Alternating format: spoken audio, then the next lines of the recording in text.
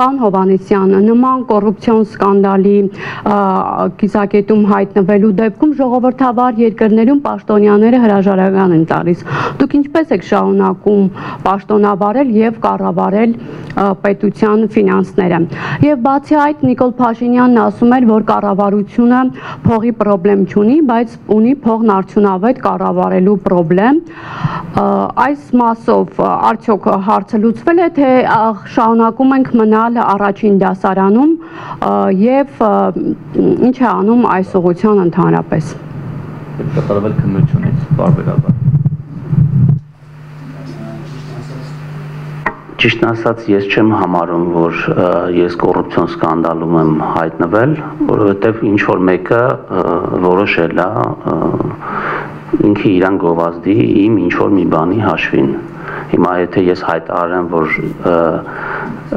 կամ ինչ որ մեկը ձեզ մեղադրի ինչ որ մի անհեթեթ բանի մեջ, դա չի նշանակում, որ դուք հայտնվել եք այդ սկանդալի մեջ։ Եթե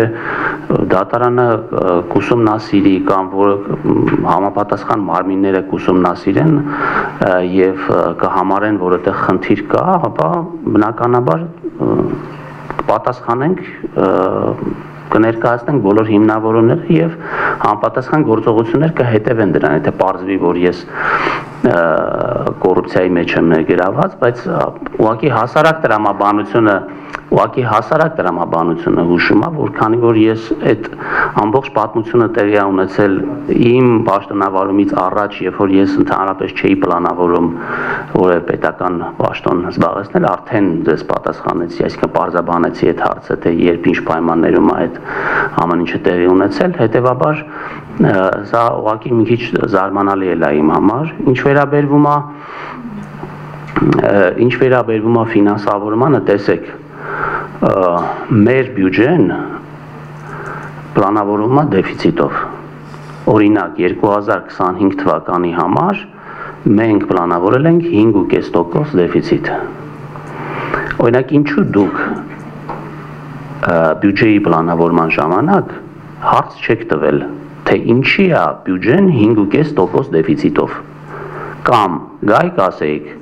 այ որ այդ 5.5% դեֆիցիտով պլանավորել եք բյուջեն, դրա դիմաց պլանավորել եք այսպիսի ծախսեր,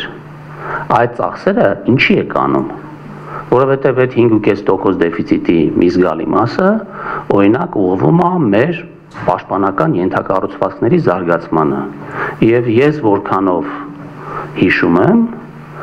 այդ ժամանակաշրջանում բոլորը ոգևորությամբ եւ հիացմունքով խոսում էին նրա մասին, թե Հայաստանը ինչքան է մեծացրել իր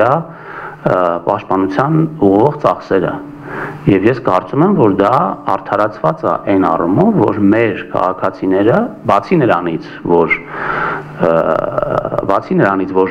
իրականում այդ կարողությունները զարգանում են, մեր քաղաքացիները դրա հետևանքով ավելի անվտանգ են իրենց զգում։ Եվ կառավարությունը եւ ազգային ժողովը որոշել են, որ այդ ծախսը եւ այդ պարտքը ներգրավելը արժի նման բանի համար, որովհետեւ դա բերելու է երկարաժամկետ խաղաղության Հայաստանին։